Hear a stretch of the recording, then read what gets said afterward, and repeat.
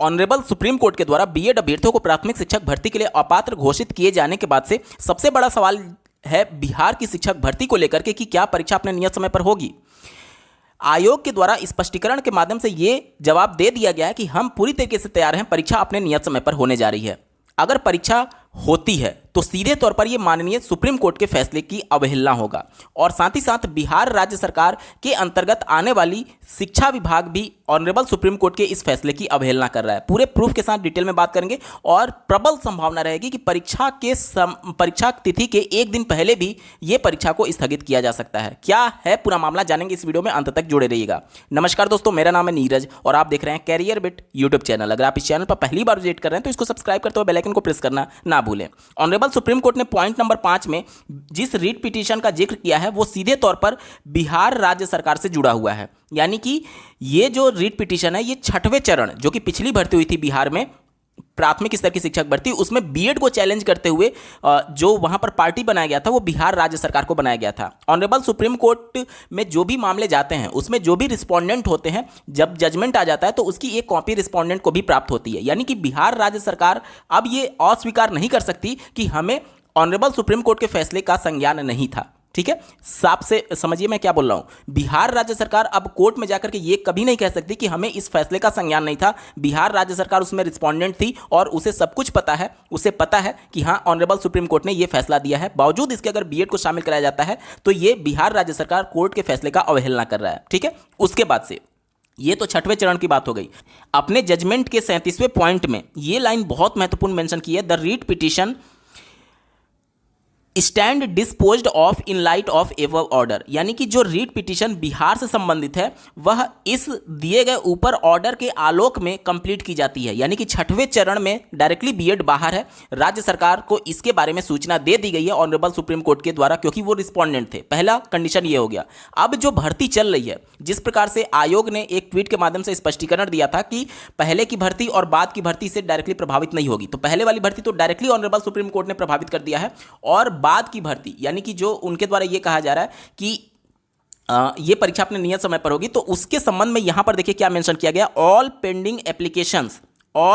Application stand disposed of in light of the above order. यानी कि जितने भी पेंडिंग हैं इस मामले से संबंधित वो भी ऊपर दिए गए इस फैसले के आलोक में ही कंप्लीट किए जाते हैं। अब पेंडिंग एप्लीकेशन के बारे में आपको ज्ञात होगा कि बिहार के अंतर्गत जो 7वें चरण की भर्ती हो रही है बीपीएससी के माध्यम से, इसको भी ऑनरेबल सुप्रीम कोर्ट में चैलेंज किया गया है, जिसकी अगली सुनवाई जो है वो 29 अगस्त 2023 को होने जा रही है। 29 अगस्त 2023 को जब ये इससे पहले जब सुनवाई हुआ था तो बिहार राज्य सरकार और उनका बेसिक एजुकेशन डिपार्टमेंट को अपना जवाब दाखिल करने के लिए, साथ ही एनसीटी को अपना आंसर काउंटर फाइल करने के लिए बोला गया था कि आप इसके बारे में क्या कुछ कहना चाहते हैं। ये मामला चूंकि डायरेक्टली ऑनरेबल सुप्रीम कोर्ट के इस फैसले से जुड़ा हुआ था, क्योंकि ये भी उस 28 जून 2018 के नोटिफिकेशन की बात कर रहा है और ये मामला अभी पेंडिंग था। यानी इसी पेंडिंग मामले के बारे में ऑनरेबल सुप्रीम कोर्ट ने डायरेक्टली अपने जजमेंट में लिखा है और साफ तौर पर यह ध्यान देने वाली बात यह है कि ये जो मामला है जो कि बीपीएससी परीक्षा कंडक्ट करा रही है उसमें एक पार्टी बीपीएससी भी है, साथ ही साथ बिहार राज्य सरकार भी है, एनसीटी भी है और यूनियन गवर्नमेंट भी है। यानी कि केंद्र सरकार, एनसीटी, बिहार राज्य सरकार, बेसिक एजुकेशन डिपार्टमेंट और बीपीएससी सभी को इसमें रिस्पोंडेंट बनाया गया था। जो 7वें चरण जो कि प्रक्रिया रनिंग में है, जिसकी परीक्षा 24 तारीख से होना शुरू होने जा रहा है, तो ये पेंडिंग एप्लीकेशन के बारे में अपने ऑनरेबल सुप्रीम कोर्ट ने अपने जजमेंट में साफ तौर पर लिखा है कि ये पेंडिंग एप्लीकेशन भी कंप्लीट कर दिया जाए ऊपर दिए गए ऑर्डर के हिसाब से। यानी कि बीपीएससी जो कि इस पूरे मामले में एक पार्टी है, उसे भी इस कोर्ट ऑर्डर के बारे में जानकारी हो चुकी होगी और अब भविष्य में जाकर के वो कभी भी कोर्ट में अपने स्टैंड को नहीं रख पाएंगे कि हमें इसके बारे में जानकारी नहीं था, इस वजह से हमने परीक्षा कंडक्ट करा दी। यानी कि अगर परीक्षा 24 तारीख को होती है बीएड को शामिल कराते हुए, तो सीधे तौर पर बीपीएससी, बिहार राज्य सरकार और education department honourable supreme court के इस फैसले की अवहेलना कर रहा है। अब जो आयोग अपने स्टैंड को क्लियर कर रहा है कि परीक्षा अपने नियत समय पर होगी, उसके दो कारण हो सकते हैं। पहला ये कि इस समय जो सिचुएशन है उसको थोड़ा सा लाइट करने की कोशिश की जा रही होगी और हो सकता है कि एन वक्त पर अंतिम समय में इस प्रकार की परीक्षा पर रोक लगा दिया जाए। पहला कारण यह हो सकता है। दूसरा कारण यह हो सकता है कि हो सकता है कि बिहार का जो शिक्षा विभाग है उनमें जो अधिवक्ता होते हैं जो कि पूरे मामले को रीड करते हैं और उसका स्टडी करके फिर बिहार राज्य सरकार को इसके संबंध में अपनी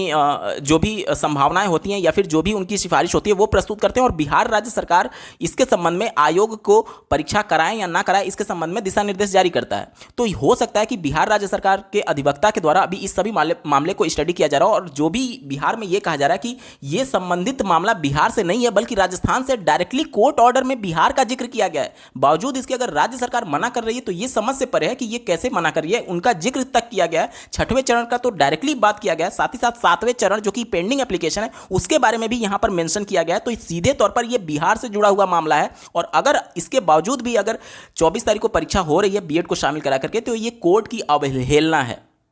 क्योंकि 29 अगस्त को जब ऑनरेबल सुप्रीम कोर्ट में इस मामले की सुनवाई हो रही होगी जो कि 7वें चरण से यानी जो प्रक्रिया रनिंग में है उसके बारे में जब सुनवाई होगी तो उसमें ऑनरेबल सुप्रीम कोर्ट बोलेगा कि हमने तो अपने जजमेंट में आपके पेंडिंग एप्लीकेशन के बारे में पहले ही लिख दिया है, यानी कि आपने जो परीक्षा कंडक्ट करा दी उसको कराना ही नहीं था। ऑनरेबल सुप्रीम कोर्ट बोल सकती है क्योंकि इन्होंने इसके बारे में जिक्र किया था। अगर आप परीक्षा कंडक्ट करा रहे हैं तो उसमें से बीएड को शामिल नहीं कराना था। अगर आपने बीएड को शामिल करा दिया तो आपने तो मेरे फैसले का उल्लंघन कर दिया। तो सीधे तौर पर ये आयोग भी इसमें रिस्पॉन्डेंट है और अगर परीक्षा कंडक्ट होती है तो आयोग भी कहीं ना कहीं अवहेलना करेगा इस ऑनरेबल सुप्रीम कोर्ट के फैसले का। तो इस बात को लेकर के प्रबल संभावना है कि अंतिम समय तक जाकर के भी परीक्षा टलने की प्रबल संभावना रहेगी, क्योंकि हो सकता है बिहार राज्य सरकार के जो भी अधिवक्ता होंगे वो अभी इस फैसले को रीड कर रहे होंगे और पूरी प्रक्रिया को समझने के बाद से ही वो राज्य सरकार को सिफारिश पेश कर सकते हैं और उसके बाद राज्य सरकार इसको आयोग को अपना दिशा निर्देश जारी कर सकती है। यानी कि अभी तक जो कंडीशंस निकल के करके आ रही थी कि आयोग दिशा निर्देश का वेट कर रहा है, आयोग चूंकि रिस्पोंडेंट खुद है तो उसे भी इस फैसले के बारे में जानकारी होना चाहिए और आयोग का अपना खुद अधिवक्ता पैनल होता है तो वो भी इन सभी चीज़ों को रीड करके जो आयोग है उसको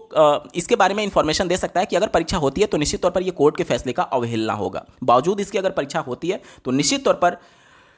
जितने भी रिस्पोंडेंट हैं सब पर यह आरोप रहेगा ऑनरेबल सुप्रीम कोर्ट में कि आपने हमारी फैसले का अवहेलना किया है। इन सबको देखने के बाद से आपको क्या लगता है कि परीक्षा टलेगी या फिर नियत समय पर होने जा रही है, कमेंट के माध्यम से जरूर बताइएगा और ऐसे ही महत्वपूर्ण अपडेट के लिए इस चैनल को सब्सक्राइब करना ना भूलें। इस वीडियो को देखने के लिए आपका बहुत बहुत धन्यवाद। भगवान करे आपका दिन शुभ।